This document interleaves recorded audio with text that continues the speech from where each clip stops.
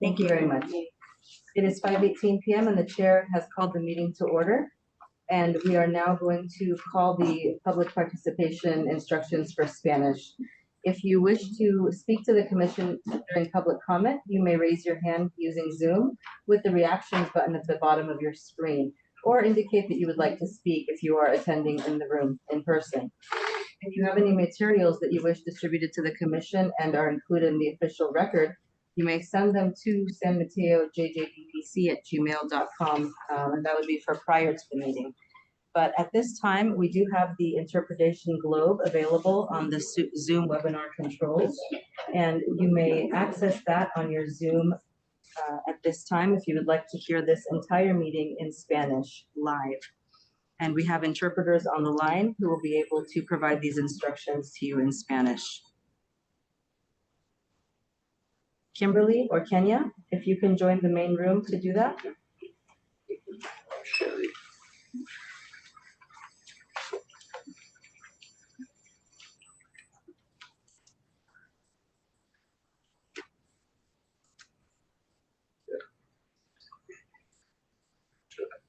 Yeah.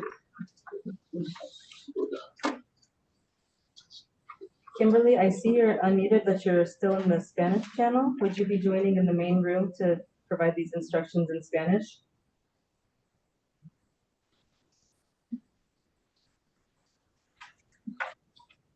So here comes Kenya. Kenya, your hand is raised, but you're in the Spanish channel. Recording in progress.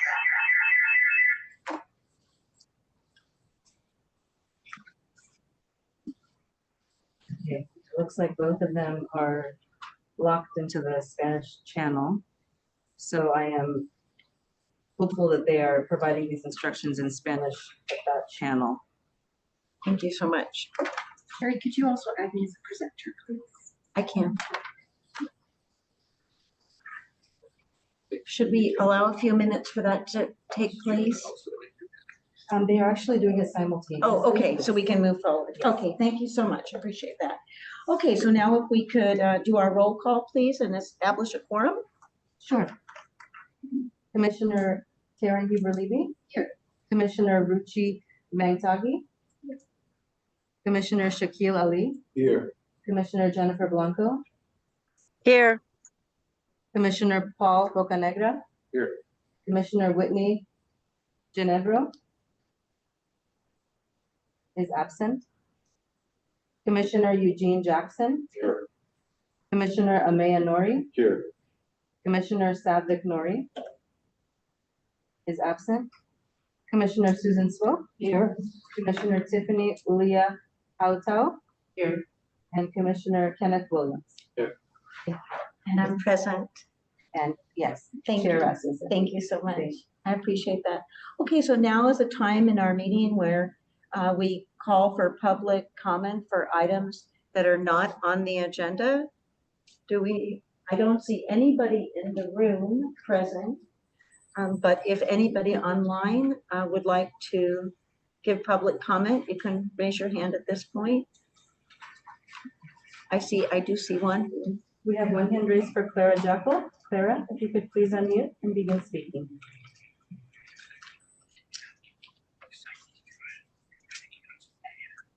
Hi, yeah, this is Clara Jekyll. I'm calling today in my capacity as a member of the Redwood City Police Advisory Committee.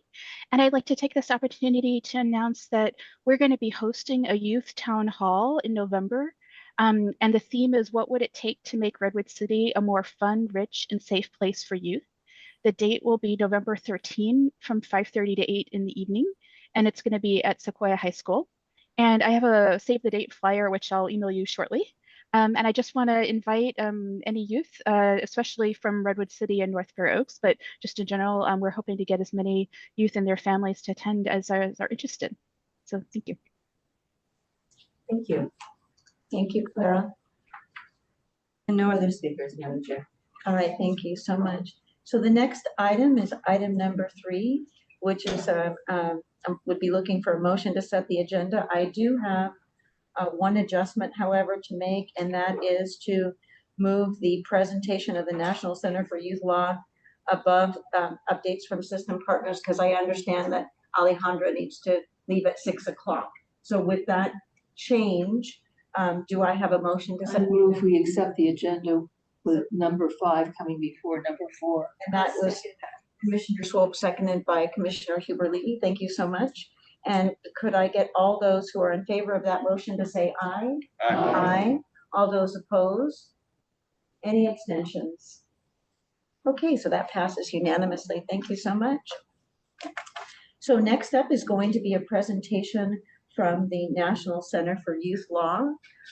I will go ahead and pull up that presentation now. Raimundo, would you like to give a brief introduction why I'm pulling that up? Sure. So my name is Raimundo Armendariz. I'm the Senior Community Policy Associate with the National Center for Youth Law's Youth Justice Team, and I am assigned to San Mateo County as one of our sites, and then I'll allow my colleague to introduce herself. Hi, everyone. Good evening. My name is Alejandra Gutierrez. I use she, her pronouns, and I'm a policy attorney with the National Center for Youth Law, also known as NICL. Thank you all very much for having me virtually. I wish I could be there in person, but I'm excited to be here, and thank you for shifting the agenda around as well. Thank you for joining us. So just wanted to give you guys a brief overview of our teams, like a lot of the mission of the program, the mission of our team, as well as the activities and different services and advocacy that we provide to the different sites here in California. If you go to slide 2, this is actually the youth justice team as it looks now. There's 5 attorneys and 2 non-attorneys. So we have attorneys, policy advocates, and community organizers.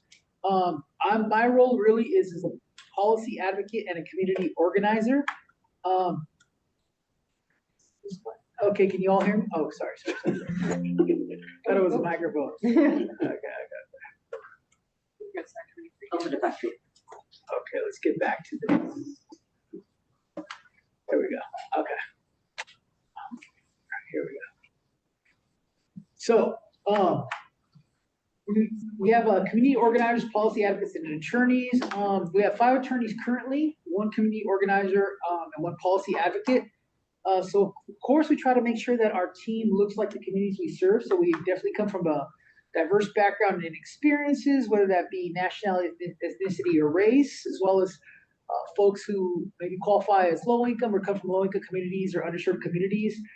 People who have been justice impacted, like myself and our directing attorney, and formerly incarcerated folks as well. So 2 of our attorneys are formerly incarcerated, as well as myself. Our directing attorney who started the entire project was incarcerated in the DJJ program, or Department of Juvenile Justice, what we used to call Youth Authority, for 6 years before he started this project.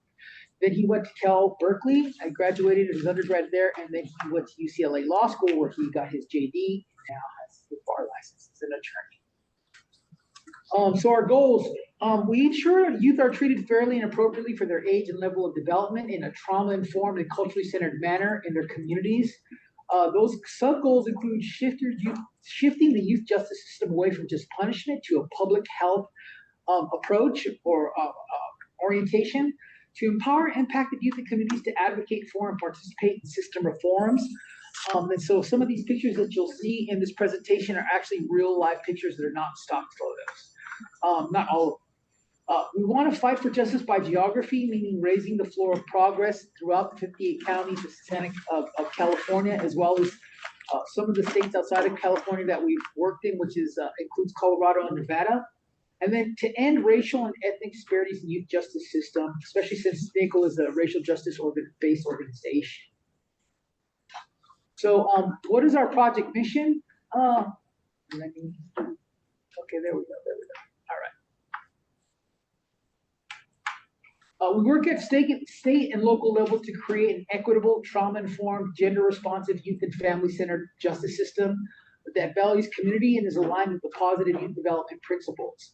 That includes reducing incarceration and system involvement of youth, so trying to find those alternatives. So instead of a punitive approach, we want to have a restorative approach, a healing approach.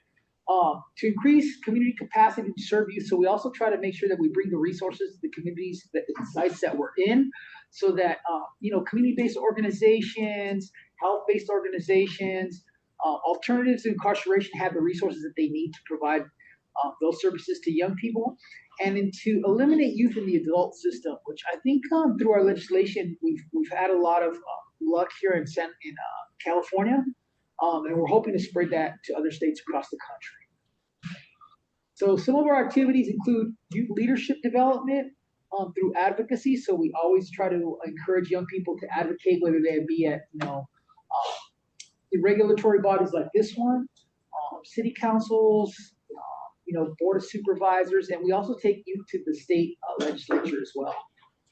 Strategic communications, so we always try to make sure that we provide the public and the community with those communication resources that they need to understand youth justice reform more fully. Community power and capacity building, so I think another aspect of advocacy is to make community folks at the grassroots level, at the level of the young people that are involved in the system, them and their families feel like they have a hand in the decision making. They have some influence over these policies that impact their lives, as well as capacity building of community-based organizations and grassroots organizations. Data and research, it's not always the funnest part, but it's probably the most important backbone of our work is data and research. I just say that because I worked on it a couple hours today and it was not fun. State and local policy advocacy, that is fun, definitely meeting the local decision makers, and as well as the statewide decision makers, and trying to get them and influence them or persuade them to support our youth justice reforms, and technical assistance and policy implementation, which is another thing that is super, I think, important, and also a big part of what we do is to assist community members, youth, grassroots organizations, systems folks, on any, on how to implement some of these policies that we've created and the laws that we've been able to pass, and also to build up their capacity so that they can provide these alternatives to incarceration that we often advocate for. So our approach, policy, practice, policy. So of course, we do the research and development to try to figure out, well, what is the policies that we need to possibly write in the bills and legislation we need to write, then draft the legislation. That's where the attorneys come in. That's probably one of their biggest roles in our team is drafting legislation. Then we go into lobbying and passing legislation. We just had a lobby visit in August to support some of the implementation of our past victories. So we took about 142 youth to Sacramento to do lobby visits with legislators there, but this is something that we routinely take part in every legislative session. Implementation, that's more at the local level. That's meeting with system stakeholders, making sure they understand the laws that have passed, the policies that have passed, and that they're following the laws and the letter of the law, and also that they understand how to implement these different policies. Training and technical assistance, and that's where we come in. And I think there's definitely going to be situations, and there's definitely been counties where folks really didn't understand how to implement, or they didn't have the capacity to implement, and that's where our training and technical assistance, that's where we come in and try to train, whether they be system stakeholders, whether they be community-based organizations, on how to implement some of these policies. And then last is issue identification. Again, that starts the cycle. We identify an issue, we research and develop it, and draft legislation, and we repeat the cycle as often as we can every year based on the need of the communities that we serve. Here's the 7 sites we're currently in: San Mateo, Santa Clara, San Benito, Monterey, San Joaquin, Fresno, and Riverside County.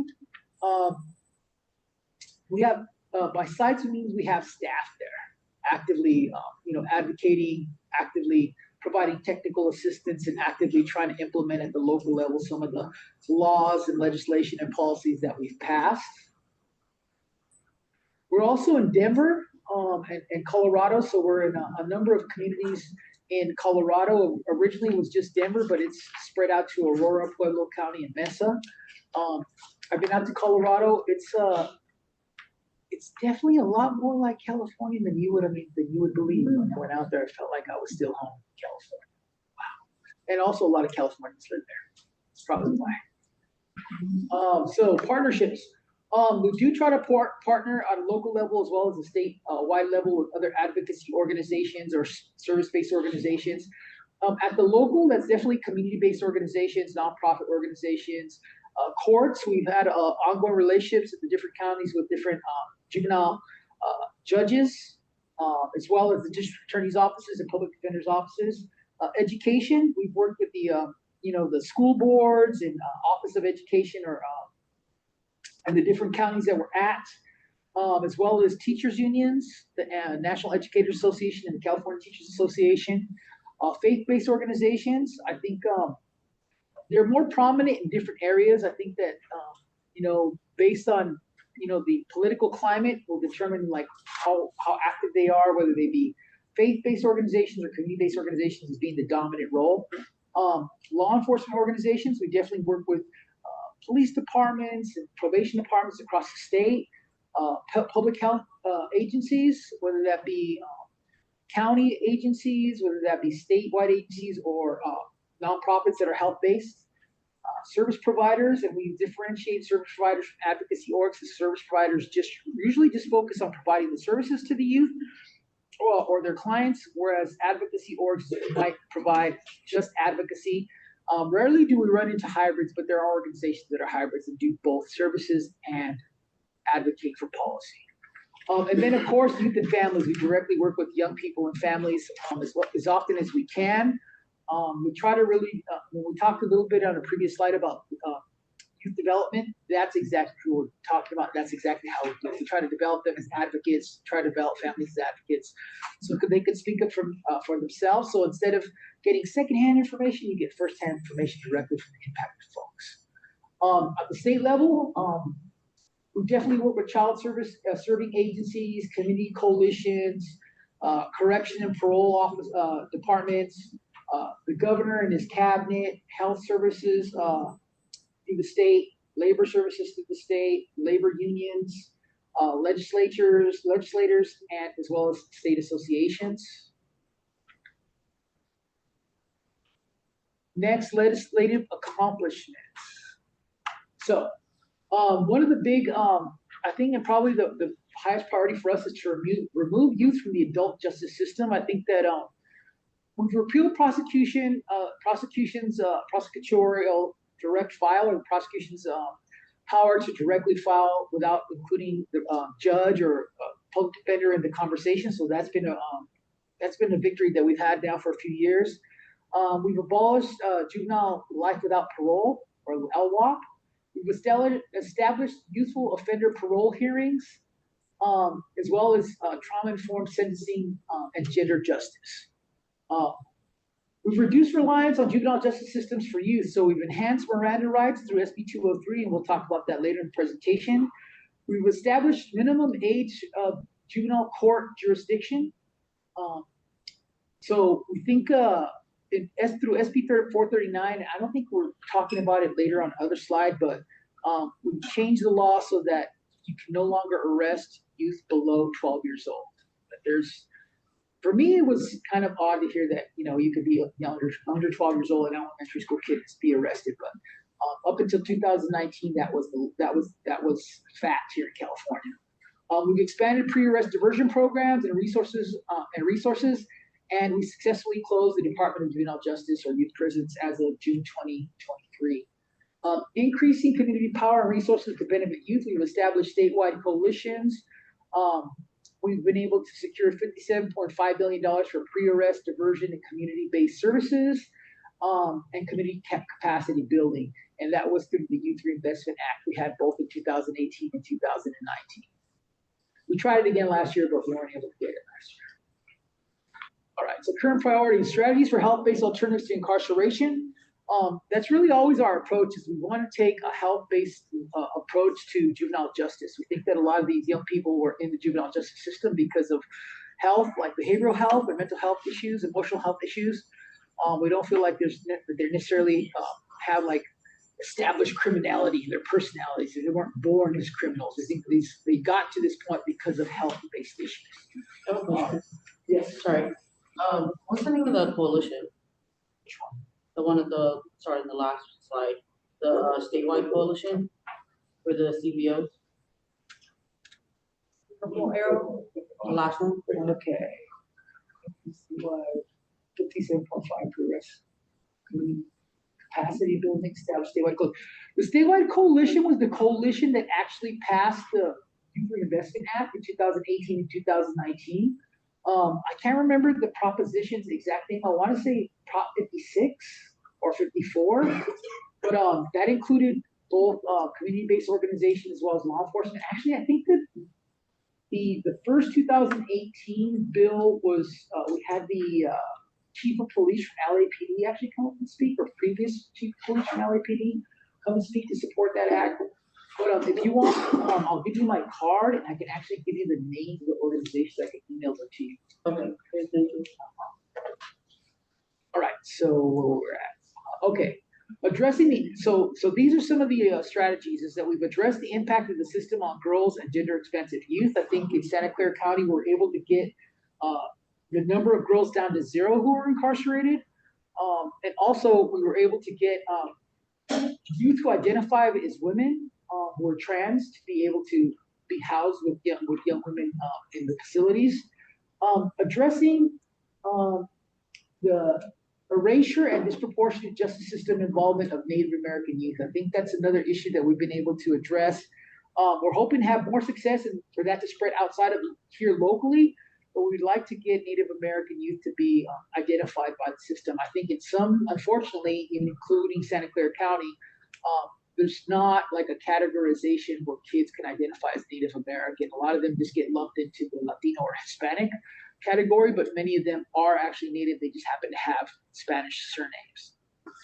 Increasing investments in under-resourced communities, and I think that's what the Youth Reinvestment Act was for, was to get CBOs to be able to apply for state funds through the state of California through grants, and I can give you the name of the proposition later. We're going to probably try to do that, and we still do that to this day.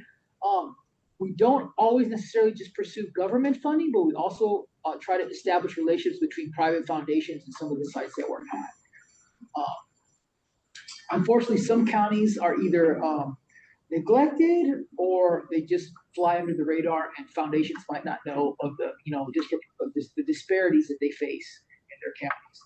And then building partnerships with allies. So one of the big priorities that we've had in the last couple of years is building relationships with labor unions as well as with the courts. I think it's actually been we've had a real successful relationship building relationships with the judges and district attorneys and public defender's office. I think we're relatively new to the arena of working with labor unions, but I think we're building that. So here's what, for us, what the capacity building looks like. We offer trainings on either the different legislation that we've passed. We offer research and data, whether how to, find that data or locate it yourself, or actually helping you to get that data, do the data mining with you or for you. Communications as well. We have a comms team that we try to put together information sheets, infographics that you can use in implementation. Policy advocacy, we also provide training for local advocates, whether they be youth or families, people who are directly impacted, or even members of community-based organizations, so that they can advocate for policy reform or policy implementation. Protecting our victories, what we call policy implementation, is protecting the laws that we pass, because oftentimes we'll realize that there are counties that are not recognizing the law and they're not actually following the law. So we have to go to those counties and make sure they're implementing the law as it's written. Coalition building, making sure that people don't operate in silos. I think it can be a very frustrating experience when we come to a site and people aren't working together, and we know that through coalition building is the best way to guarantee that you'll be able to implement some of these reforms. Access, so we definitely want to support youth and communities in having access to regulatory bodies or agencies like this one, like the JJDPC, like the Board of Supervisors, City Council, those folks, those regulatory bodies that the public often feels left out of. we try to make sure that folks feel empowered to attend and have access to attend those meetings. Sustainability, we always also want to make sure that that these reforms are sustainable and that the local folks take up the responsibility to keep those sustained within their own communities. And then, of course, legal support, because we are a public interest law firm. And with that, I'd like to pass it on to my coworker. Awesome. Thank you so much, Raimundo. So on the next slide, you're going to see a few of the ways that we categorize our legislative priorities. I think it's one before this one. So our legislative priorities, as Raimundo mentioned, we work to pass bills at the state level, and then we support communities with the local implementation of them. And all of the legislation that we push at the state level is really rooted in positive youth development. We really focus and guide our work on the principles of adolescent development, science, and really finding ways to address the root causes of why young people enter the system, and knowing that for many young people, punitive approaches are not going to work. If anything, it might make things worse. So we want to always find ways to provide young people support and services to address those root causes, which we believe will not only be beneficial to that young person and their family, but to the overall community. So all of these are really focused on how to support young people navigating the system, but how to also increase community safety. So we have ending the adultification of youth, which Raimundo alluded to a little while ago, reducing reliance on the juvenile justice system, especially for young people who are found to have committed behaviors that are probably a little bit more lower level offenses. And then related to that are alternatives to incarceration, which I'll talk about in a second. And then a big one that all of us, here, I think have really been focused on is the implementation of DJJ realignment. So I will explain a few examples under each of these. So on the next slide, you'll see a few bills that we were able to pass in the past 10 years that have to do with keeping young people, youth out of the adult court system. We believe and know that the most harmful thing that we can do to a child and to an adolescent is to send them to the adult system, because they're not adults. No matter what they have done, they are still growing individuals. And the more that we focus on, again, finding root causes, hopefully the better we can disrupt cycles of victimization and incarceration. I'm hoping, can somebody go to the adultification of youth site? Thank you so much. So a few examples here, SB 260 and 261, what they did is establish youth offender parole hearings for young people, people who are now in adult prisons who were found to have committed their offense when they were under 23 years old. And these are young people who had received indeterminate life sentences or very lengthy prison sentences. Many of them thought they were never going to return home. And thankfully to these bills, many of them did. And many of them are now a part of our network and doing amazing advocacy work, which is really great to see. And then on the next slide, you'll see a little bit more information about what Raimundo was mentioning, our efforts to try to keep young people in the juvenile justice system. We know that the juvenile justice system is supposed to be rooted in rehabilitation, and it's supposed to be age appropriate and adolescent, and it's supposed to be appropriate for adolescents. So we want to keep young people in the juvenile justice system, of course, still finding ways of accountability, but doing it in a way that's more appropriate for their age. So Prop 57 was a huge one back in 2016 that ended direct files. So now before a young person is transferred to adult court, they must have a transfer hearing where a judge will determine criteria to decide if the young person should remain in the juvenile justice system. And SB 1391 a few years later ended the adult transfers of young people under the age of 16. And we've actually been able to see numbers drop very dramatically, and hopefully is having a more positive impact on a lot of these young people who are directly impacted. I'm going to hand it back to Raimundo just for one slide, and then I'll take it back. So next slide is for Raimundo. Yeah, so we also passed to end the adultification of youth. One of the bills that we passed is called Justice for Survivors, and it was actually inspired by the case of Centonia Brown. Is anybody familiar with the case of Centonia Brown?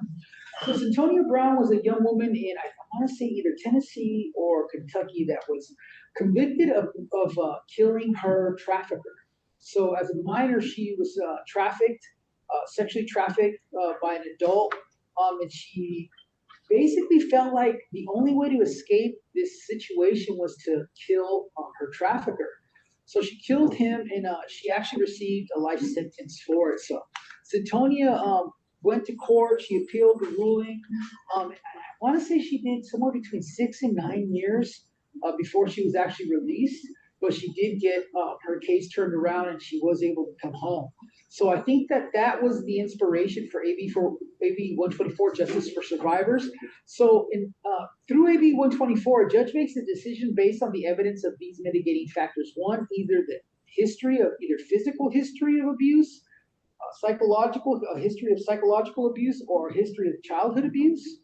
Also, age, whether the offender is 25 years old or younger, and presently or at the time of the offense is 25 years old or younger.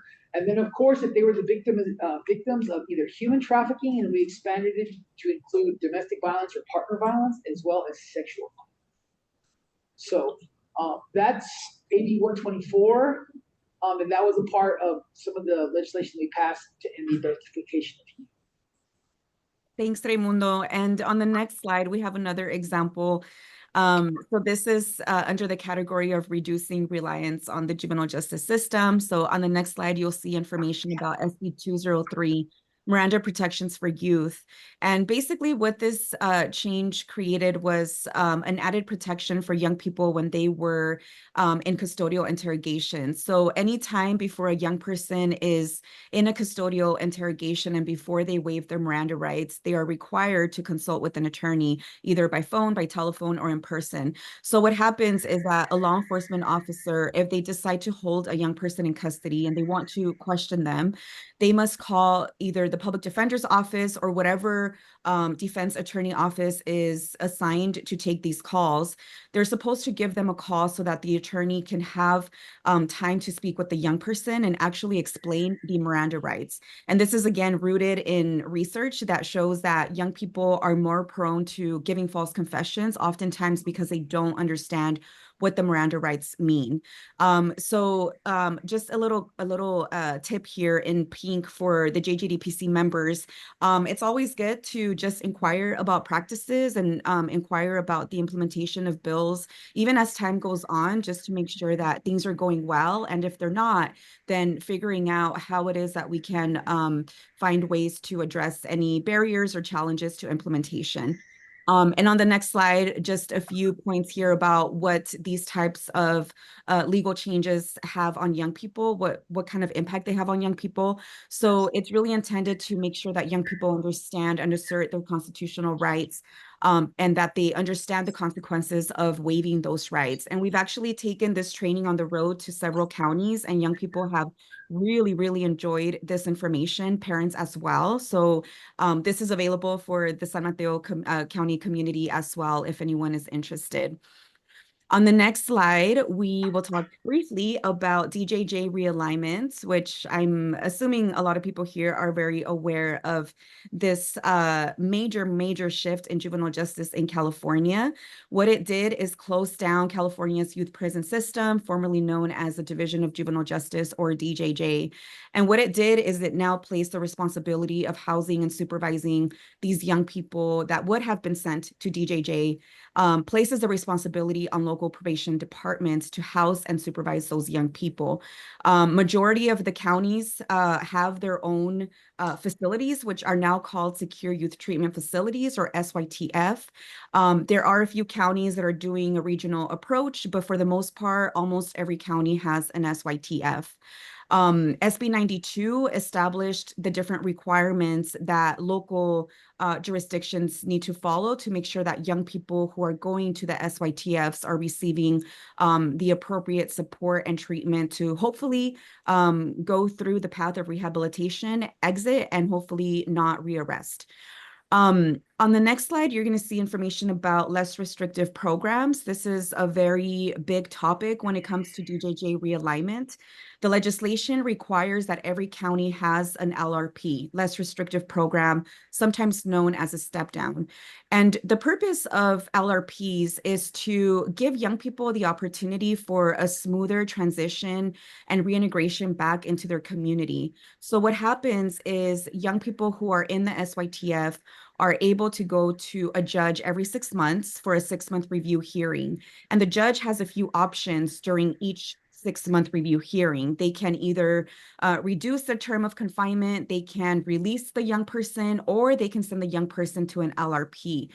And on here, we have this statement on the bottom that says that LRPs help prevent recidivism and help increase public safety, because the young people who are staying in SYTF, many of them will be staying there for several years. So to have a young person in a secure lockdown facility for many years, and then one day to the next, they're back home, they're back in their environment, back in their neighborhood, probably around similar influences that led them to enter the system in the first place, then young people have a greater risk of recidivating and ending back into the system. So if we have an in-between place for them to get support with reentry, help with skill and job development, finding a job, finding permanent housing, a place where they can do all of that to really prepare for their reintegration, that is why we're really pushing for communities to have LRPs. And everything that we're saying here, we are happy to be thought partners on. So hopefully this is something we can dive into in the future.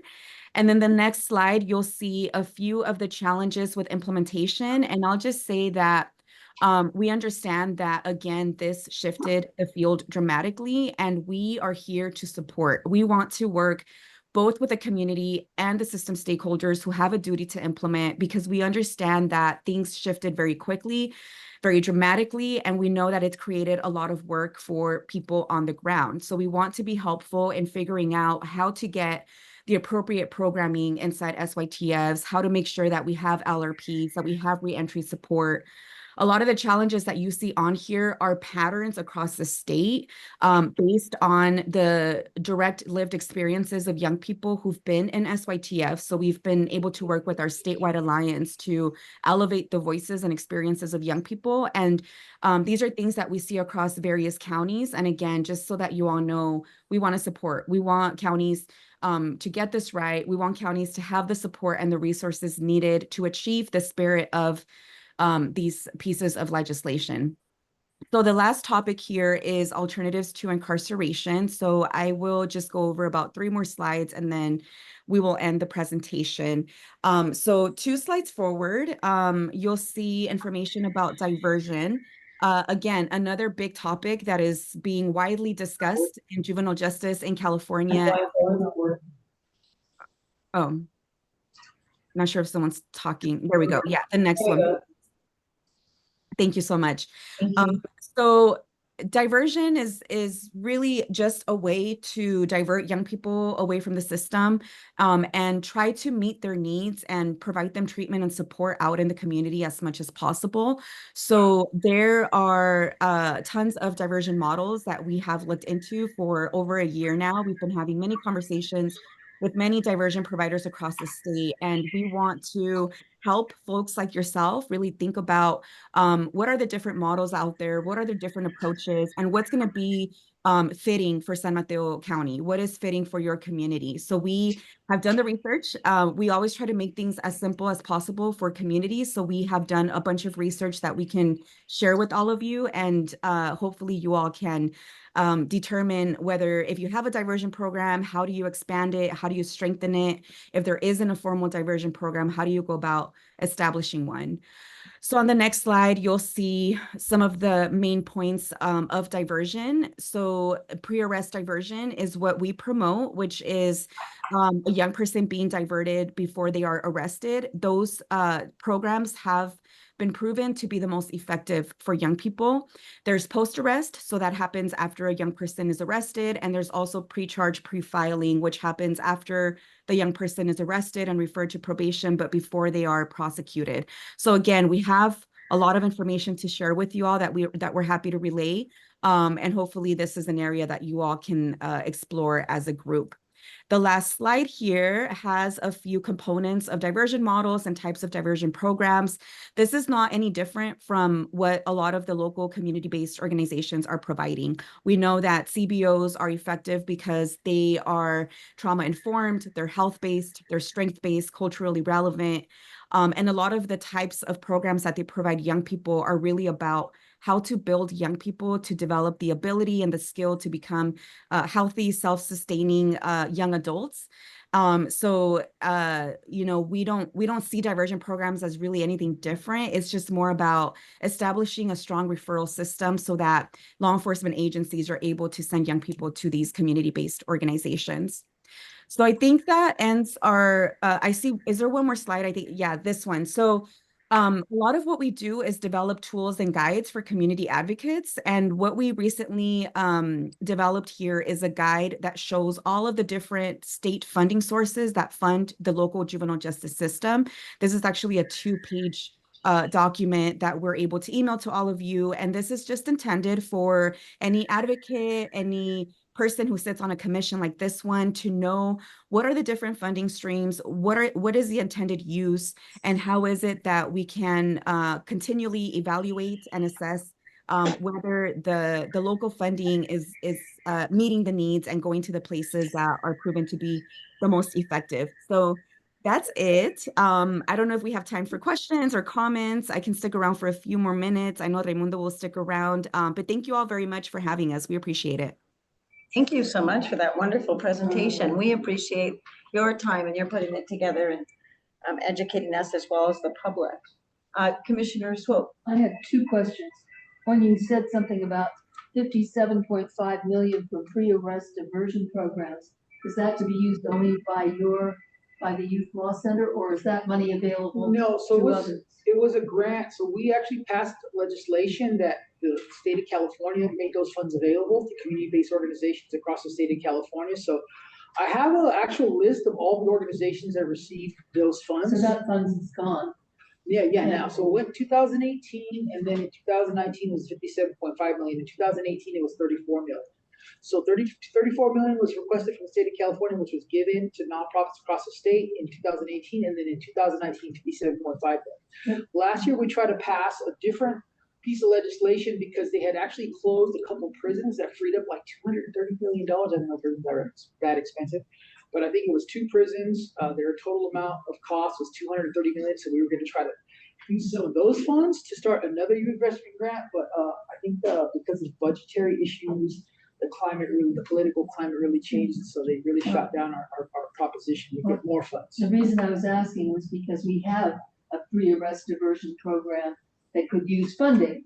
So I'm just wondering if that was the source. It apparently is not, at least at this point. But we are gonna go back and ask for more money because we always go back. Okay, the other, what's your connection, if any, with Fly? Because Fly does a lot of the things that I'm hearing you do, youth leadership and education of youth about their rights and all that kind of stuff. So how are you connected? Fly originally started in Santa Clara County. When I first started in 1998, I worked with Krista Gannon. She was the only Fly staffer there, and it's really expanded out throughout Santa Clara County. So we have worked with Fly here in the National Center for Youth Law on the Juvenile Justice Coordinating Council, which was created by SB 823. So one of Fly's young people that was out of the secure track that got released through through SB 823 was one of our first young people to sit on the JJCC through Fly. So we work with Fly extensively. The JJDPC has been around a long time, and it was And it was mandated by the state in every county, as I understand it, because I was on it. Yeah, the SB 823 made 5 seats available for community members on the JJCC, and it was the regulatory body in Santa Clara County that regulated the secure track. And so we were able, with Fly, to get youth who've been just released from the DJJ, just released from the secure track, to be on that JJCC, or Juvenile Justice Coordinating Council, or JJSC. Alejandra, is it JJSC or JJCC? JJCC. Yeah, JJCC. And so, yeah, we work with Fly there. Fly also works as one of the service providers for those kids who come out of the secure track. They also even work at the ranch and in the secure track at the juvenile hall in Santa Clara County. They're one of the few organizations that have access to kids in the facility.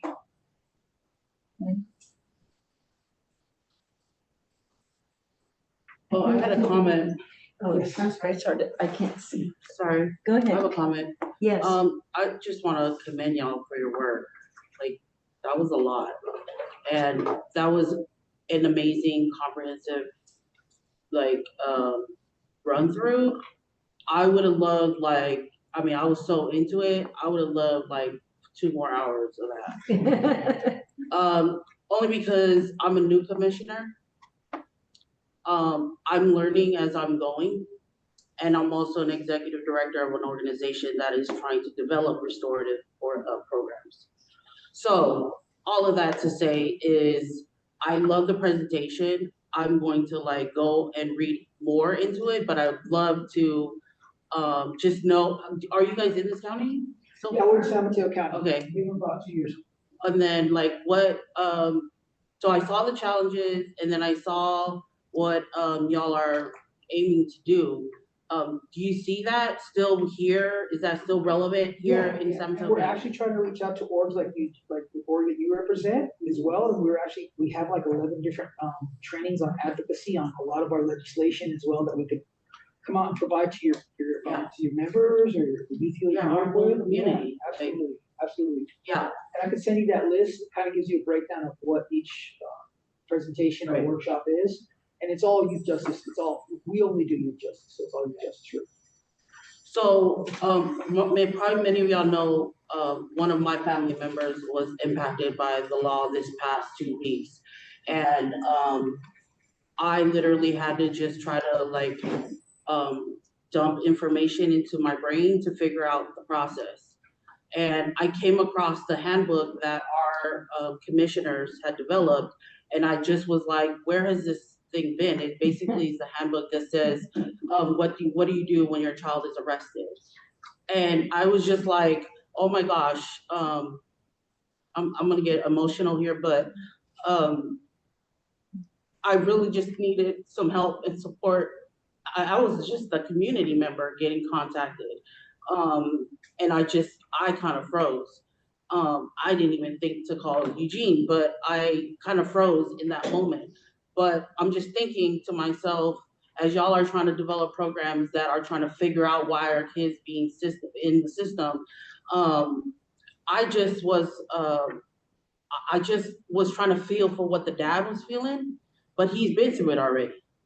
So I didn't think that the handbook was gonna be relevant to him, but plus it wasn't even in our language. He wasn't gonna understand it. So I'm just thinking up from your policy level to like grassroots, how is this all connected? And I'm just pouring out my heart right now because this is the first meeting after my mom passed away. Yeah. And this is just like really hitting me hard right now that I have to take on this responsibility. Yeah, I'm just sorry. No, it's fine. And this is like the cheat code of like everything that's in my mom's head. Except for like legislative policy, but that's what she wanted us to be here to do. So it's like a 180 for me right now. I'm so sorry I'm breaking down. No, it's fine. It's fine. It's fine. So expanding that book into Tongan and Samoan, I think is a good idea. We do have a significant Polynesian community that we aren't serving. So maybe when we look to meet with Supervisor Canepa to get some more funding for printing of that book, we could have that translated. Yeah, no, and totally. we could offer that as well. I am thrilled when we walk into the lobby of the hall now, we see the posters, we see the books, we see the Youth Bill of Rights in English and Spanish. I saw it today. I'm just thrilled. I think we are making inroads, but we certainly have more work to do. You know, we could also ask through our connections to OYCR if they can have it translated to Samoan.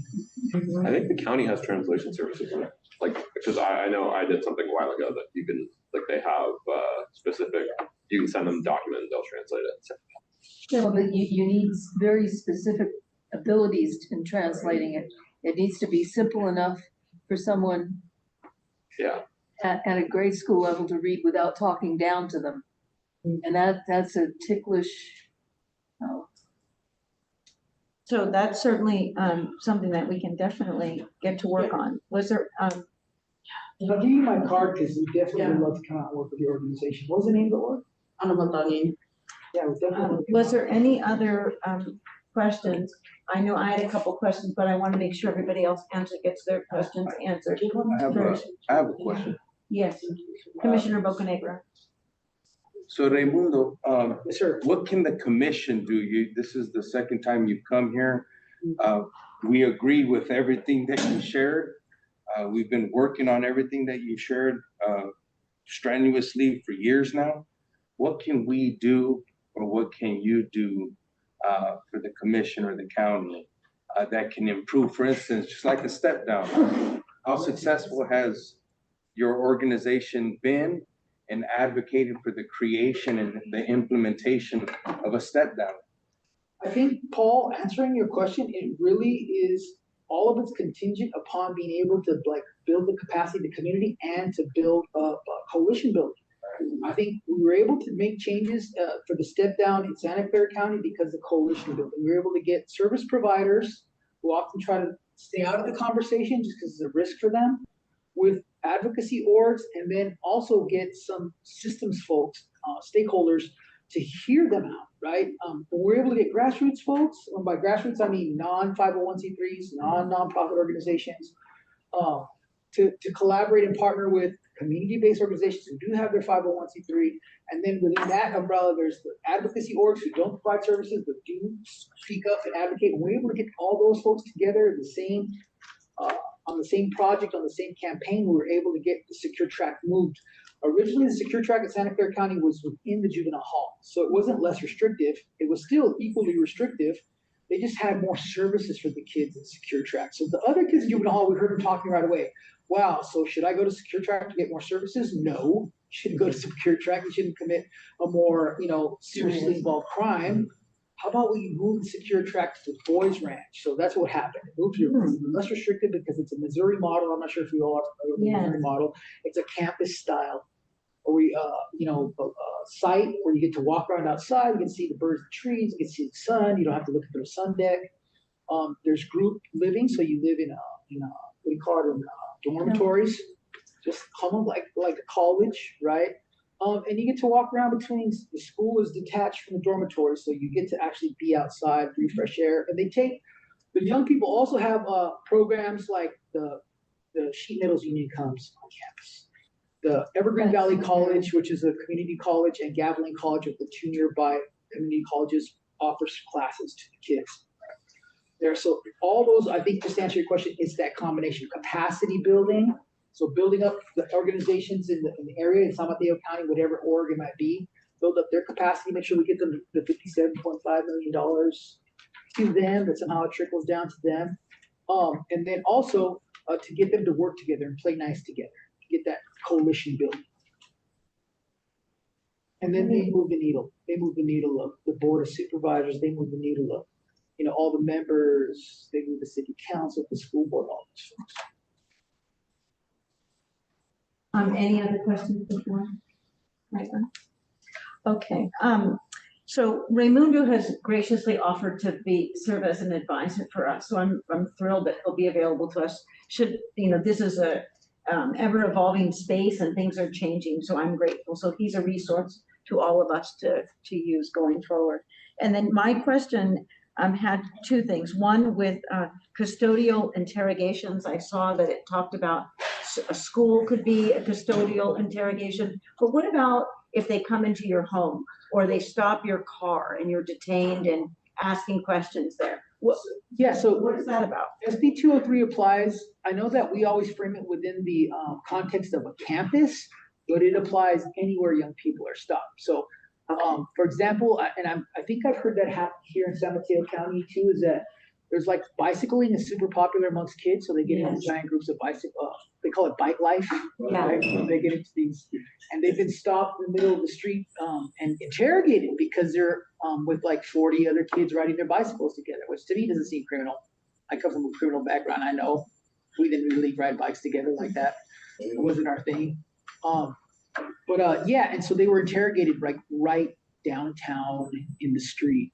So SB 203 applied to them there as well. They should have had a public defender hotline called there in the middle of the street when they were getting interrogated by officers. So what triggered it is the minute that a kid, young people feels like they cannot leave, that they're being detained. Okay. So if I'm riding my bike, I'm in bike life, and they 3 or 4 police officers, or one pulls me over, then 3 other walk over, they all question me at one time, I am now detained. And so it triggers SB 203. Okay. So they should call the hotline right now for the public defender to advise me my Miranda rights. Okay, thank you for that. And then the other thing is, what pitfalls should we look to avoid when developing a least restrictive program or step down? When, if we're looking out, doing some, looking out in the community where we might find a place to offer step down, what pitfalls should we avoid in your experience working with other places that really the law is not intended, for a step down in that sort of space? Remote locations. Okay, So so one of the, I know the writer, the author, my boss is the author, Frankie was the author. And I think one of the things that was kind of the impetus for the writing was the distance that families had to go to be with their incarcerated, family member. So if I lived in San Mateo and my daughter's in Ventura, like to be there by 8 o'clock to visiting at 8 o'clock in the morning, I'd have to leave San Mateo at like 2 in the morning, like 3 in the morning, or I'd have to have the funds to rent a hotel room. A lot of the families are low income. They don't have $200 a night to rent the hotel room to go visit my daughter in Ventura County, DJJ, or in Stockton, right? In Chad or any of those places. It would be difficult for somebody to go from Gilroy to Stockton and be there by 8 in the morning, have to leave at like 4 in the morning. And so it's a hardship. So I think that's one of the pitfalls is remote locations for the secure track. The closer it is, the easier, because we got the least common denominator is income. Can mom and baby's mama and dad visit me readily and easily without having to spend a lot of money on gas, housing, lodging, all that stuff to come see me. And the other thing on the flip side, why is it important for young people is because it's less likely for me to behave in antisocial behavior if I see my family every week. Yeah, so if I see my mom on Saturday, I don't want to fight you today. I don't want to fight, my rivals that are in the next cell or in the next block, because I get to see my kid and my girlfriend on Saturday, so I'm less likely to behave that way. So I think that's another pitfall. It's just remote location and accessibility to families to visit. And you have a full write-up of that, of how you guys think it should be implemented? Yeah, we can take that. Okay, yeah, because we were looking at a place. We had talked to somebody who had like 300 acres and he had all the cows. So it was like a real dude ranch for something like that. And we're sitting down, but it's like in Shasta. So that would be too far. But we're trying to think of things. How do you, you'd be living in rooms, you'd be learning this type of work, you'd also learn other, and we've been really heavy mentally trying to think, how do they come home? Because like Paul will tell you, most of them are coming home not ready. Yeah. And so our hardest mind has been, how do we find something if they're there for 1 year or 4 years? How are we gonna make sure they come home and they're ready to come home? There was a model out of the I have the write-up. It's a report from the Brooklyn Defense Services. So it's like the public defender's office in Brooklyn, where they have like 3 stages, right? And this is an answer to your question about how to prepare them to come home, is that there's like super restrictive, and every 6 months they get evaluated, and you can move between like medium restrictive, super restrictive, and not restrictive at all, where you like kind of live like in a group home setting, or where there's actually a home in the neighborhood where young people can stay who are in their version of DJJ in New York. Version of DJJ, and every 6 months you get evaluated. So you can do terribly and get evaluated 6 months and be moved all the way up from the house, the home, group home living to the most restrictive. And every 6 months you can go reverse too. You can go from the most restrictive level all the way back down to the group home level. and every 6 months, so it's incentivized, right? I can give you a report from Brooklyn Defense Services. We were gonna try to take a trip out there, but I couldn't get my boss to give us money to go to Brooklyn. I was like, Okay. it's worth it. I'll volunteer to go to Brooklyn. So would one be like a juvenile hall, two be like a camp setting, and three be a Yes, community exactly, setting? Okay. exactly. So Yeah. one's a house in the neighborhood, the other one looks like a Missouri model, and the third looks like juvenile hall. So the last one would be like a halfway house where we're sitting there and we're living in and Exactly. jobbing. Okay. Exactly. So I'll email you because I want both set of those and Tiff really. ARC in SoCal actually is using, one of those group home halfway houses style model too, so we might not have to go all the way to Brooklyn, but I prefer. We probably could go down to Southern California, look at the ARC model, so, and I'll give you the contact for ARC. Well, thank you so much for your presentation and for all your help. We certainly appreciate it. We'll call for public comment on this item. Thank you, Madam Chair. At this time, we would like public comment on Zoom. I don't see any speaker slips from the boardroom. So raise your hand in Zoom to comment. This is for item number 5. And no hands are raised, Madam Chair. All right, thank you so much. So moving on to the next item, which is updates from our system partners. We have Ron Reyes with the Private Defender Program online. Ron, welcome. There you are. I see you. Welcome. Good evening. Good evening, everyone. Thank you so much. So we heard a lot in the presentation about Miranda consultation. So for this month, we conducted 19 calls over the past 4 weeks involving youth who had been stopped and were in custodial settings. As far as appointments, we had 41 total appointments. The breakdown of that were 9 of them were detentions. Out of the 9, 7 contained 707B allegation. The remaining were out of custody cases, and out of those 27, there were 5 that contained 5 contained 707B type of allegations. We handled also 3 sealings in the last 4 weeks. I also want to share with you, I'm actually very proud to share with you that on Friday, September 13th, the Pacific Juvenile Defender Center held their annual roundtable, and Kevin Nowak, an attorney with our program for over 25 years, was awarded the Pacific Juvenile Defender Center Juvenile Defender of the Year. PJDC gives this annual award to a juvenile defender who has made great contributions to youth justice through their legal representation. And for those of you who are familiar with Kevin and his work, Kevin embodies every aspect of this award. And a little bit of just to kind of emphasize the importance of this award. PJDC is a statewide public interest group. It's a nonprofit organization that works to improve the quality of legal representation for youth in the justice system and to address important juvenile policy issues. PJDC provides support to more than 1,600 juvenile court lawyers, appellate counsel, law school clinic program, and nonprofit lawyers to ensure quality representation for young people throughout California and around the country. We actually work very closely with Nicole on a lot of these legislations they shared with us tonight. And I'm happy to answer your questions. Thank you so much, Ron. I really appreciate that. And congratulations to Kevin. So well Thank you. So well deserved. What's his last name? Nowak. It's Nowak. Do we have any questions for Ron Reyes from the commission? What was the date of the award? It was September 13th. Is that correct, Ron? The award? Yes. September 13th. Okay, usually we call for public comment at the end of all system updates. So it looks like there are no questions. Thank you so much. I really appreciate your joining us and sharing that good news. Absolutely. Thank you. You're welcome.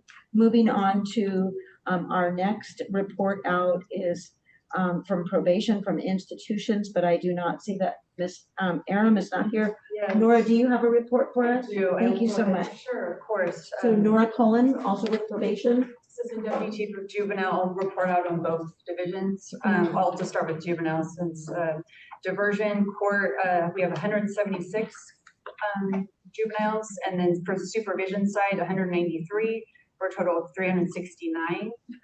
And then in the institution side, we have 22 youth in institution, 2 of those females, 20 males. We have 2 open units in institutions. Of the 22 youth, we have 16 Hispanic, 1 African American, 1 Asian, 1 other, 1 white, and 2 Polynesian. 2 are out of county youth, those being Santa Clara County. And we have a total of 13 total on EMP or electronic monitoring program, those being 12 male and 1 female, and none of those are out of county youth. Thank you. Thank you, Nora. I appreciate that. All right. Any, that's, Sorry. is that both reports into one? I did. Okay, okay, no worries. I'm looking at it, I'm thinking, I think that's everything. Questions for, Nora Cullen? Could you repeat the race breakdown for Sure. the 22 youth? 16 Hispanic youth, 1 African American, 1 Asian, 1 other, 1 white, and 2 Polynesian. Thank you so much. Thank you. No questions, huh? I have a question. Yes. So, is there a reason why the out of county kids come to our county? Arrested here. Yeah, they got arrested here in our county. Oh. Okay. So when they're arrested here, they stay here until their case is resolved, and then Right. they're sent back to their home county for sentencing. Okay, next up, I received word from Ornette Shohan that she was on vacation, so she will not be, actually, I think I may have something in my email. Why don't we go on to the County Office of Ed for Sarah Notch, and I will check my email to see if I have a report from Ornette. Welcome, Sarah. Nice to see you. Nice to see you again. Thank you for having me. Good evening, commissioners. It's so nice to be with you again after a full day of our Hillcrest educational inspection today. And just wanted to say thank you to Commissioners Nori, Huber-Levy, Blanco, and Rasmussen. You were so thoughtful and just wonderful partners today. We appreciated I heard so many comments about, we don't want to interrupt instruction and we want to make sure that this is something that's comfortable. And our staff and students echoed that they felt like it was a very positive visit. So thank you for being so thoughtful about how you approached that today. And I hope that you were able to explore everything you needed. I know we have one follow-up item that was requested from Commissioner Blanco. So I'll loop back as soon as possible on that item. But as you're preparing your report, if anything else pops up, please let me know. We want to make sure that you have all of the items that you need. And we look forward to reviewing your report once it's ready. The other item that I wanted to share tonight was that I was able to connect with our Associate Superintendent, Chris Schaus, and she filled me in on conversations that she's had with Commissioner Blanco about the opportunities for partnership with the county office in the Countywide Educational Summit. And I believe, I haven't been in the conversation, so Commissioner Blanco, please correct me if I'm wrong, but I believe the discussion has been around potentially hosting a booth and maybe even providing some sessions. So I just wanted to share that Associate Superintendent Schaus has been in conversation with different leaders within SMCOE to suggest the best possible partners to Commissioner Blanco the next time they connect about kind of logistics around that. But she shared that she was excited about that opportunity.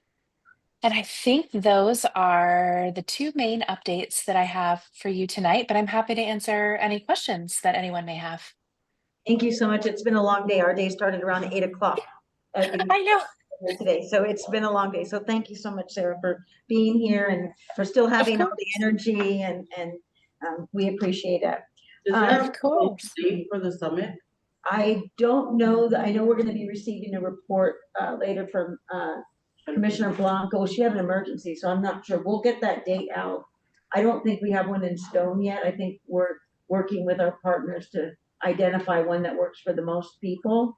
But as soon as we have one, we'll go ahead and put that out. Does anyone have any questions for Sarah Notch, County Office of Ed? I just wanted to, I know Sarah can't comment on it, but I wanted to make an announcement that our principal of Corton Community Schools is on administrative leave. So 18 days into the school year, I was told that she was placed on administrative leave. And we're not sure if or when she's coming back, but and Sarah can't comment on it because it's a personnel issue, but I just wanted the commission and the public to know that the Corton Community Schools is without a principal at this time. Thank you so much, Sarah. Of course. May I add one thing that I can provide Yes. some insight into? So, you know, we find ourselves in a situation very similar to last year with not having all of our administrative positions currently filled. And one of the things that we learned from the situation last year was that it was really important to make sure that there was clarity around who was providing which types of support, and ensuring that our staff knew the easiest pathways to access all of the different types of support that they needed. So Associate Superintendent Schaus and I recently sat down with Dr. Jesus Jimenez, who is our Director of School Programs, as well as Laura Codassetti, who is our Coordinator of School Programs. And we did kind of a administrative structure workflow diversion. So we have a pretty good system in place for each of the elements that the principal was in charge of, as well as the coordinator and the director. And so while it's not the best situation, and it's one that we are not happy to find ourselves in, we're pretty confident that we've been able to make some shifts and communicate to our staff so that we can ensure that all of the needs that they have are being appropriately met by other administrators, including some partners, coordinators in the county office who are helping step in and fill some of those gaps. So we're making the best of it, and we're trying to ensure that there's clear communication and organization within our own internal structures that we have right now. So hopefully that will be helpful. Thank you so much. I really appreciate that additional information. Does anybody have any questions for Sarah Notch?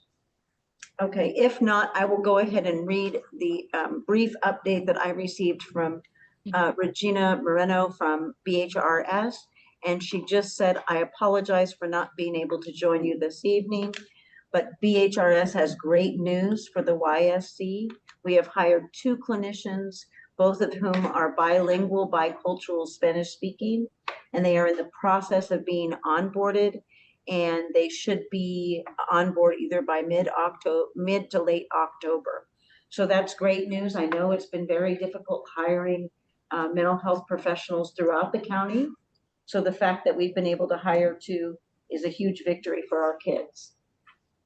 Okay, moving on. As I was sitting here, I received a text from Fly, who is on our list. John Fong is not present, so we will skip that from Children and Family Services. And Maria Delgado from Fly has an emergency, but she'd like me to give her update, and her update is as follows. The TAY Youth Program, which is Transitional Age Youth, they have 2 new enrolled and 4 on the wait list. One of these youths got their driver's license, and another got a job as a biohazard restoration specialist. And another one started her nursing program. In the program are 14 youth, 1 female, and in program 14 youth, and then it says 1 female, 1 male. I don't know what that means because that doesn't correlate to 14. I apologize. Re-entry, enrolled 2 youth and 3 successfully completed the program. So I guess they've graduated 3, enrolled 2. 10 are on the wait list right now. And they are hosting workshops for them every other Tuesday. There's an event coming up, the Corn Maze event. And I will make contact with Maria to find out what that is and how we may participate or learn more about the Corn Maze event. And she says on reentry, there's 25 youth in the caseload, 23 males and 2 females. And then she made a note about the youth law program. So I can only assume that, I know she mentioned in the past, Bly mentioned that that would resume in the fall. But I would only be guessing to say that's why that's on her update. So that is the update from Fly. We can get clarification on any questions you may have. If you want to send them to me, I can forward them over to Fly. Those numbers are a bit confusing, I have to say, to me when I listen to them. Like, yes, I'm reading them exactly how they were submitted to me. So would you like me to just do the numbers again? Tay, 2 new enrolled, 4 on the wait list, total of 14 in the program. And then reentry, 25, they have a caseload of 25 with 10 on the wait list, and they just graduated 3 and enrolled 2. Is that easier? And 25 youth on reentry, those are 25 youth in the hall? Because No, these are reentry youth, so these are youth who leave the hall and are getting. So they're already out? Yes. Okay. And so the 10 are out as well, waiting for services. Thank you. You're welcome. So the need is like, it meets like half the need, it seems like.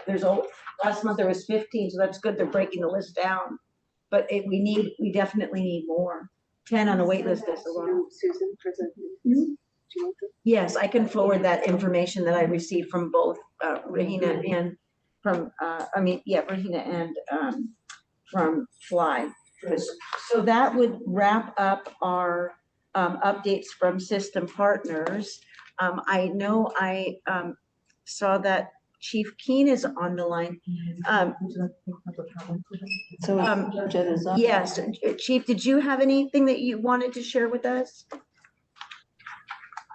Not specifically. Thank you very much for offering. Sure. Yeah, I don't have anything that hasn't been shared at this point, but I appreciate the opportunity. Okay, thank you so much. All right, so could we call for public comment then? Sure, absolutely. Okay, thank you. I don't see any speaker slips or hands in the room here, but I would like to now ask for public comment in Zoom. This is for item number 4, A through G, the updates from system partners. Please raise your hand to comment. So I probably should have brought this up earlier, but I think Melissa Polling's name is spelled wrong. I don't think it's Michelle Polling. It's Michelle. It's spelled Michelle, but it's put there as Michelle, but I think her name is Melissa. Melissa, thank you for that. Thank you. I think it's 1 L. Okay. Same as me. Yeah, it's 1 L and it's Melissa. Thank you for. 1 L. 1 L and 4. Okay, thank you so much. Okay, so I have no public comment on updates from our system partners. So we did have some good news there. So then moving on to our inspection team updates. I can begin with Camp is complete. We are simply waiting for data. We requested the data back on July 8th. And so we're just waiting for that data. Commissioner Safik-Nori, do you want to give an update on Canyon Oaks? Oh, thank you. So he's not present, so. I think, Yeah, yes. I would inspect it. Oh, would you like to give it? Sure, I mean, I'll have to reach out to him to see, but it seems like it's all complete, we both worked on it. I mean, the only concern really that we got was that there is no PE teacher and Okay. they don't have plans for a replacement right now. So, Okay, so that was the biggest concern, was PE teacher. yeah, that was only. And so might we anticipate that we could present that report next month? I'll text off that again, but I Okay. think, so next month, I think that should be fine. I would like to, I know that there's going to be some vacations, and I know that we're going to look into changing our November meeting because of the holidays. So the ones that are done sooner, it would be nice if we could get some on the agenda for next month. So if that's possible. I know that our camp and juvenile hall will not be because we don't even have the data yet. But if we could get some started, that would be great. Okay. Juvenile hall, we're waiting for data. We submitted a request for data on July 25th. Otherwise, the inspection is all complete. We're simply waiting for data. Education Commissioner Mayanori. Yes, so we just finished the YC school inspection today. So it's great to get that done. So I think going forward, we just need to get it written up. We have all the documents and I will check up on the data, but I can try to get it done by the October meeting. Okay, great. But there's a chance it might need. That's okay. And it's a lot, so we could even break it if you needed to. Yeah, because break I it think we down, can 'cause it's definitely do different the sites. Yeah. the Canyon Oaks education inspection for sure. Canyon Oaks ones. Yeah. So we can present all Canyon Oaks. So at the October, I think that kind of Yeah, that would be makes good. Yeah, right, the full picture of what's Yeah. Canyon Oaks. Yeah, that makes sense. Okay, all right, perfect. And then, as far as, Elysian is complete. I received the documents. Jonathan was super, super helpful. I received the documents almost immediately. That's all done. It's just a matter of putting, that report together. So you may see that report, next month as well. So that is the updates, on inspections. Does anybody have any questions about inspections for any of our newer commissioners may have questions about inspections or, no? Okay, could we call for public comment on that item, please? Sure, Madam Chair.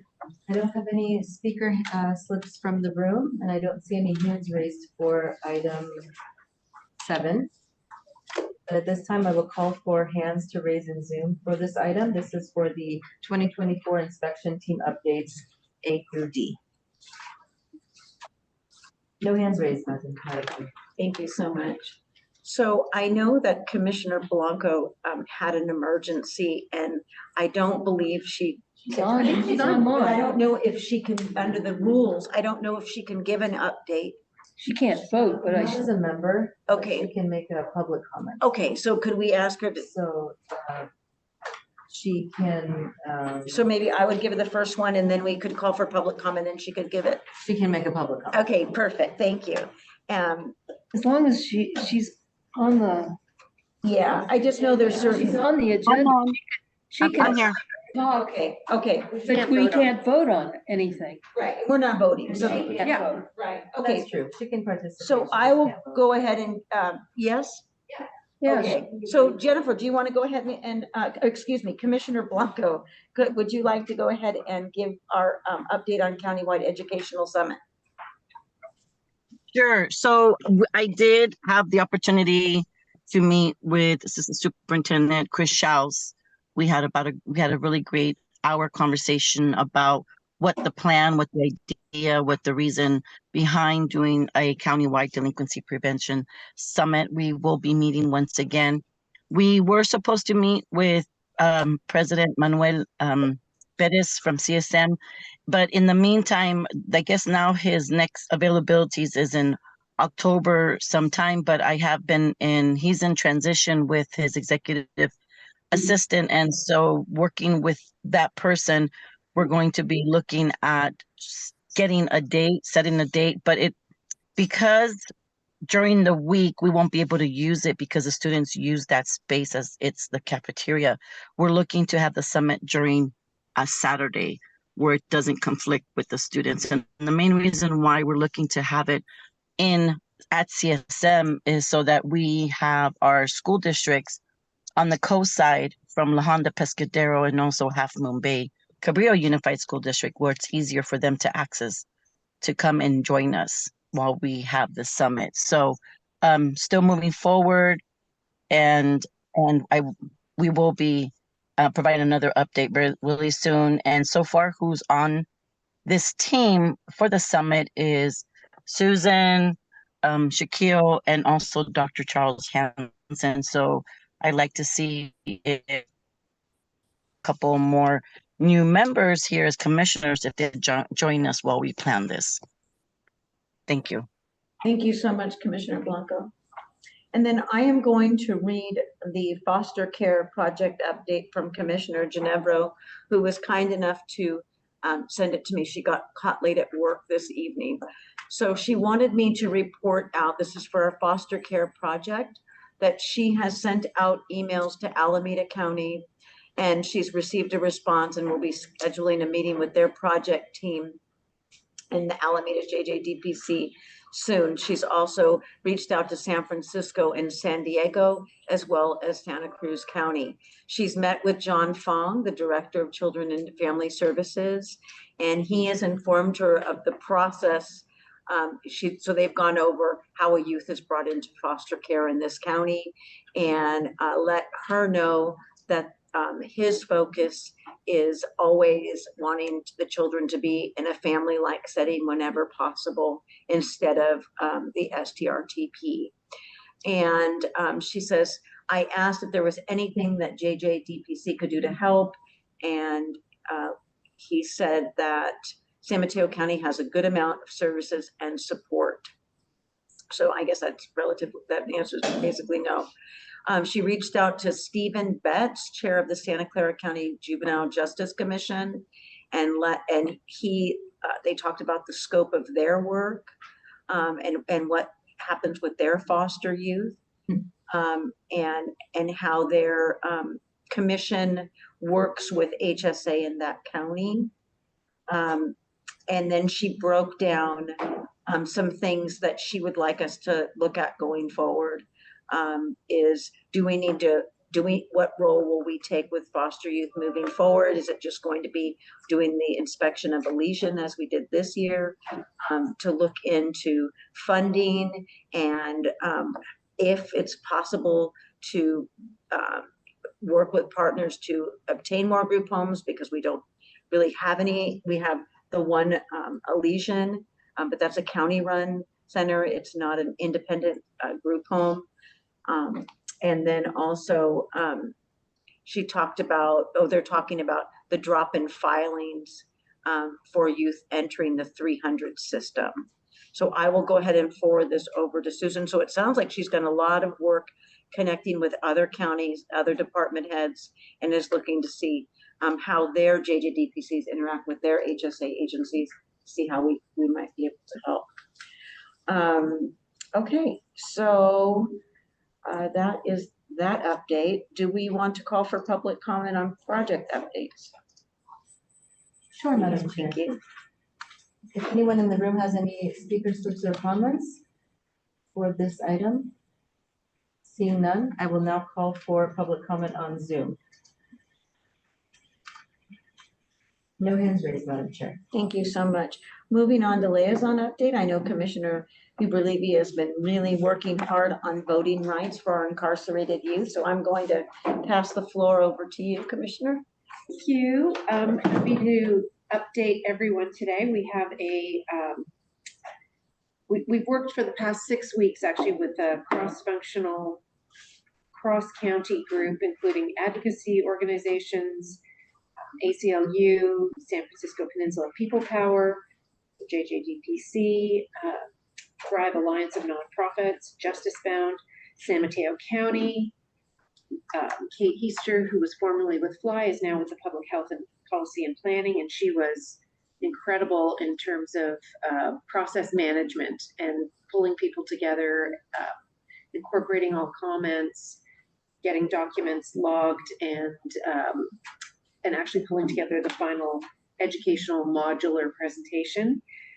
The private defender program was involved, elections office was involved, direct service CBOs like CASA, Youth Leadership Institute, Fresh Lifelines for Youth, legal services for prisoners with children, Nova Works, and educational partners from the San Mateo County Office of Education, and also Vigia, one of our key supporters from the San Mateo Union High School District Board as the chair. So it was a really fabulous group who worked very hard to make sure that this was accurate and also engaging. And I wanted to share with you, how can I share? Oh wait, I can share my screen. Do you need me to do anything to? I think I can share my screen, right? Yes.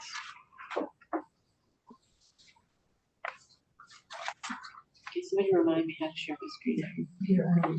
Click on icon on Do the you have the bottom. PowerPoint first open and then hit the green share button? Okay, first get the PowerPoint open. All right. And then once you hit the green share, it should show up as an option. Okay, I've got it open.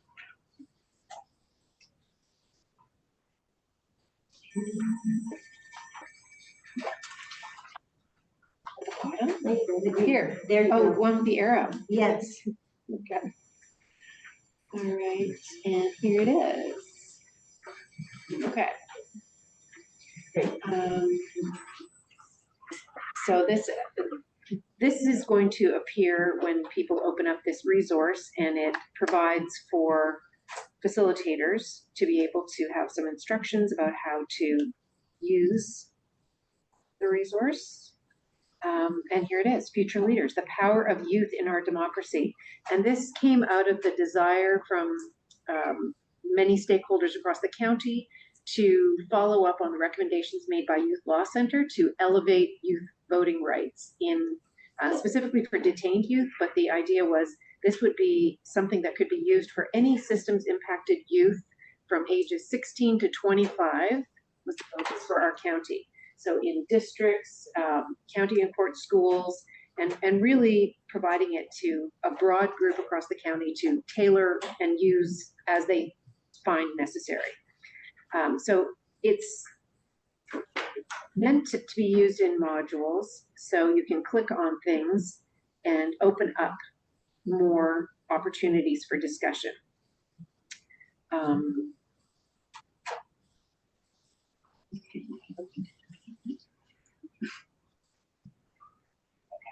And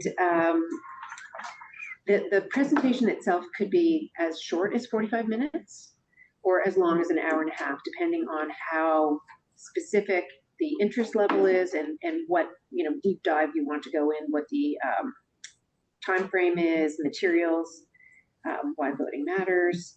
So some statistics, fewer young people vote than older people. The idea is to try to engage the group, and this would be delivered by trusted and credible messengers. Because of the short time frame between now and the election, probably this will be delivered by current FLY facilitators who are already trained and can very easily be brought up to speed. I mean, they have their own law program which deals with elections, but this is very specific to current issues and the process of voting. Like, why is it important for you? What's going on in your community? Why should you be interested in this? Quotes that they actually, one of the activities that we did as a group is to have, and I think Eugene, you helped us with having some of your kids do the survey of questions of, do you vote? Are you going to vote? Why do you think it's important? Oh, California is not a swing state. My vote won't matter. Oops. They say the candidates aren't the best. I don't like any of the candidates. Nothing is relevant to me. There are other things than the presidential. Yes, exactly. To bring them in local, right? Who's running your school boards and who's running your town and how is money spent in our community? Yeah. Who's running for supervisor? Who's Prop running 36. Who's running for state office? I'm just screen sharing.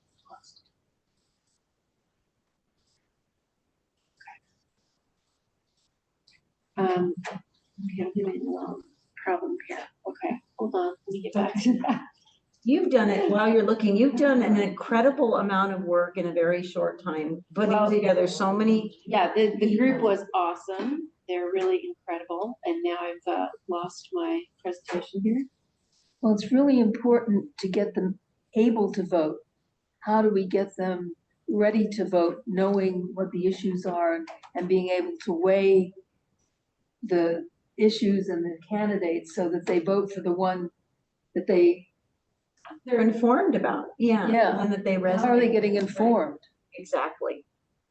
So are we getting materials from the county elections office? Yes, everybody had a chance to input this, and Okay. Why is it not coming to share? Here we go. Okay. Okay, I am really struggling here. I have. It's difficult to do. It's difficult to present and manage it. Yeah. Thank you for your patience. So they are providing like the voter guide that has like all the candidates for their whoever's on their ballot? Well, I'm not sure that will be part of it. Because they don't have access to newspapers, right? And how else will they learn about the candidates unless they receive a voter guide?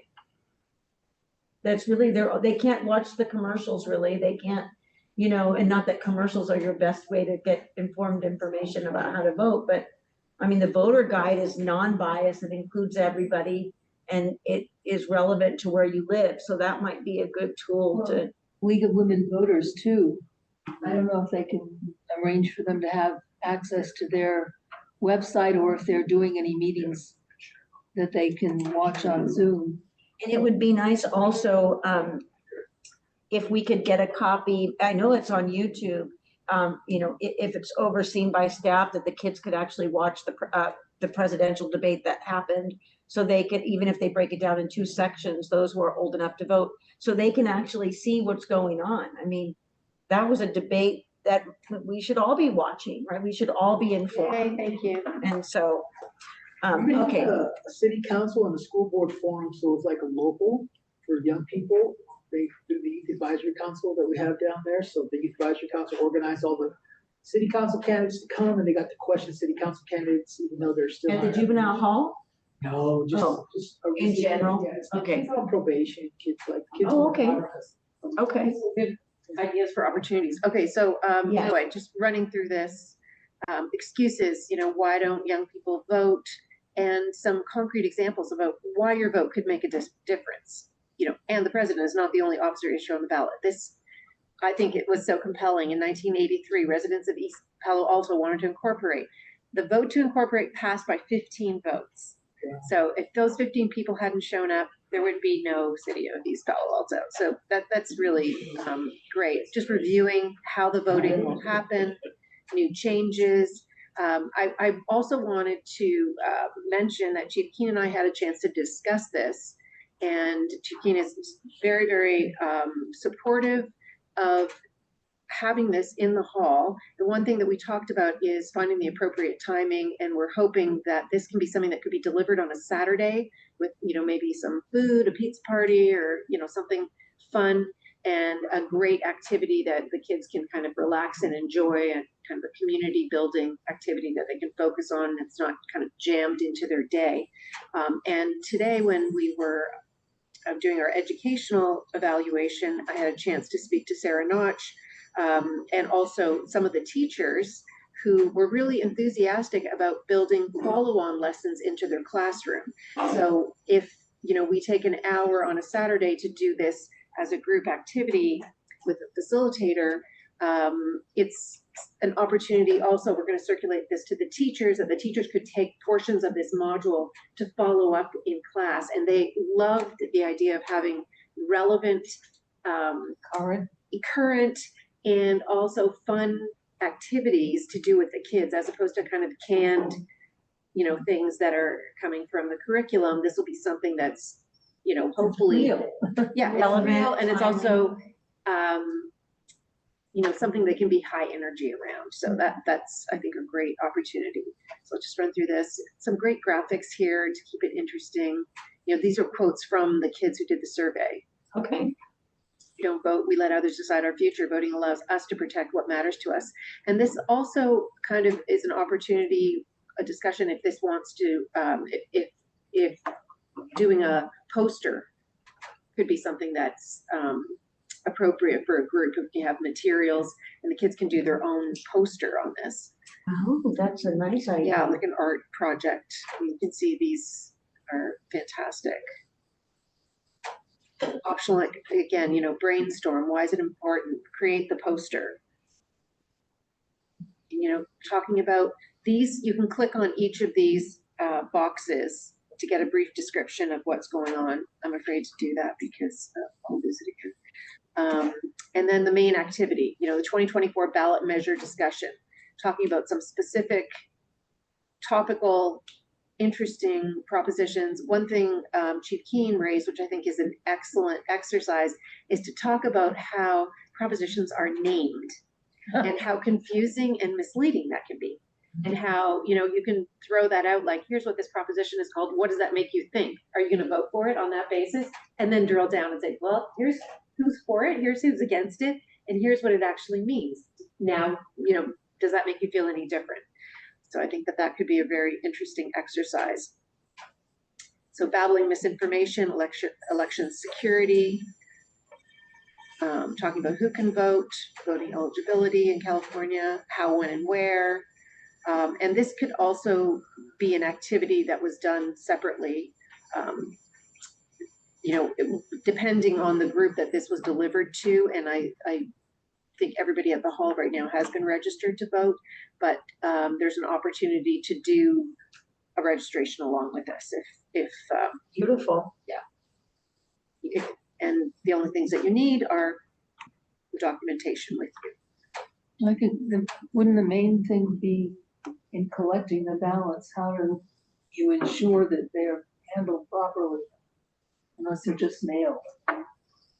You mean the ballots in the hall Yeah, that might be done? yeah. And that's something that Chief Keenan and I spoke Are about, working on. and you know, coordinating that directly with the elections office. And they are, as far as what has been communicated to me, they would be delighted to come in and set up a box and have an activity around it, or just be present and ensure that that can all be done. Yeah, and they used to do that in the past.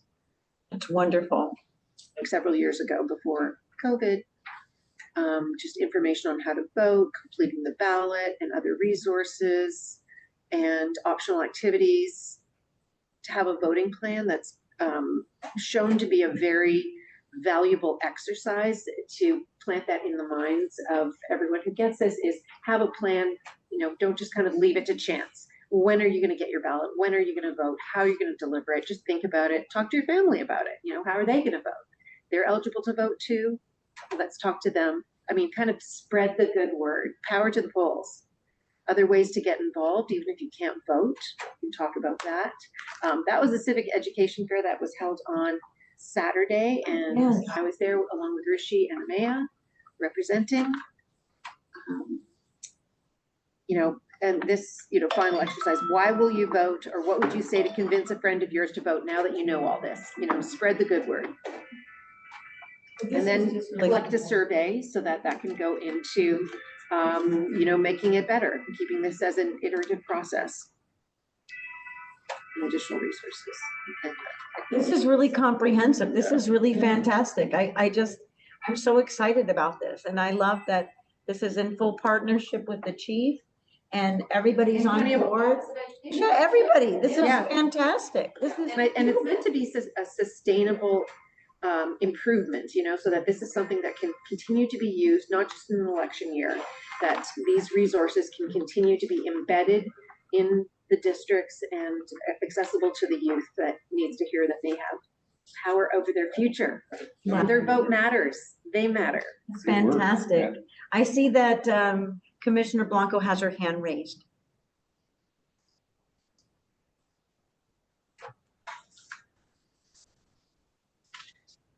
Would you like to speak, Jennifer? Looks like she lowered her hand. Oh, okay, no worries. Did anybody else want to have any comments or want to share any information, questions? Yes, Chief Keen. Thank you. I just wanted to answer the question earlier about the voter information packets. That is something that is included, and we've included traditionally when we've had our youth vote in the past. And so working with elections, we would ensure that they would have access to the full voter packets, including the supplementals, to understand what it is, well, to the best of anyone can understand those packets. And hopefully with the combination of this really incredible opportunity for learning, those two things together will create very informed young participants in the electoral process. So we do have that. We do have that as part of what we do. We have updated our internal policies to be in line with the youth law recommended policies around voter registration and process inside of facilities. And so as Ms. Hoover-Levy stated, we are very much in support of this and look forward to helping to make sure that this is a reality. Wonderful. Thank you so much. And I wanted to add one thing, just reminded me that we talked about the opportunity in the future to have credible, trusted messengers deliver this type of presentation, who may not be the trained facilitators from Fly, but maybe other young people who could be paid for this, to do this. But it just with the timing right now, it's kind of a bit of a crunch, but that could be something that, Fly could be, or other community organizations could be pitching in and helping with too. Wonderful. Thank you so much for this very important work. Moving on to Jobs for Youth. Yeah, Jobs for Youth, it's a nonprofit organization that provides workshops for applying to jobs for free. So I got in contact with them over the summer, and they were very interested in providing their services to youth in the Youth Services Center. We had a call with probation and Jobs for Youth, and most recently they have told me that we have gotten approval from probation to provide these workshops. They've been cleared to work in the hall, and I think they are also offered to work with the youth who are not in custody and are being supervised by probation in the community, and then also in custody youth at YSC. So so everything seems to be mostly cleared. Last I know, they're just trying to figure out the time. I'm going to reach out to Carlos Zapata from Jobs for Youth to see if there have been any updates on that, but it looks like things are moving forward. That's wonderful. That's one of the key things that the youth report that they need most when they leave is resources, right? And putting them in a job ensures that they're not going to be out maybe making poor decisions based upon needing things to survive, So that's critical. Thank you so much for that update. And I just have a quick update that we, as part of our Measure K Parent Support Group, we will be hosting our annual fall dinner on October 18th. And once we have the location in stone, we'll share that, but we will be meeting with our families and our formerly incarcerated youth and our parents. The support group will meet to have our annual fall dinner, which last year was a huge success. Okay, do we want to take public comment on liaison updates, please? Sure, Madam Chair. At this time, we'll ask for public comment from the room. And seeing none, we'll now ask for raised hands in Zoom. No hands raised, Madam Chair. Thank you so much. Do we have any matters of commission interest that anyone would like to share? Ruchi put together an online yeah, called justicebound.org, and she brought some fairly heavy hitting speakers together from across the country. Wow. There was PM Eisenstadt with the Red Cross in Norway, so it's even farther. Professor Geraldine Downey, the Center for Justice at Columbia University, and Judge Leonard Edwards of the Juvenile Court in Santa Clara were the speakers. And I think it's quite an achievement to do that. And she has another event that's coming up. Yes? Yeah, I do. I have one more event, September 28th. It'll be in person. I think the flyers, I brought the flyers back, so we can hand out the flyers. Okay. In that little black All right, bag. so I'll have them with me and we can put them out on our social media. You're doing extraordinary work. And on top of that, she had about several $1,000s worth of socks, underwear, and t-shirts delivered to my house to pass out to kids who are re-entering the community because they always need those basic things. And so I travel around in my car in the back with these, with me, passing them out, and they are making such a big difference for these kids. So you are doing extraordinary work. Thank you. Thank you so much. Anybody else have any matters of commission interest? Yes. I know you mentioned earlier that it was a personnel issue with the county court schools principal, but I was wondering if we can have more information about it next time. And just in general, the state of education inside of these institutions. And I'm asking as a commissioner and, I'm a school board president and a teacher in another district. So my hope is that we utilize education as a prevention. Yes, absolutely. Thank you so much. We'll definitely be following up, and we hope to have some answers about what is happening with the principal position. That's a key position on both for our children who are incarcerated, but also gateway which is a delinquency prevention tool in the community, which is often our last resort for our kids. So we really need to know what's happening as soon as possible. So thank you for that. And if there's no other comments, I will adjourn the meeting. It is 7:07 p.m. Thank you all for joining us. Thank you.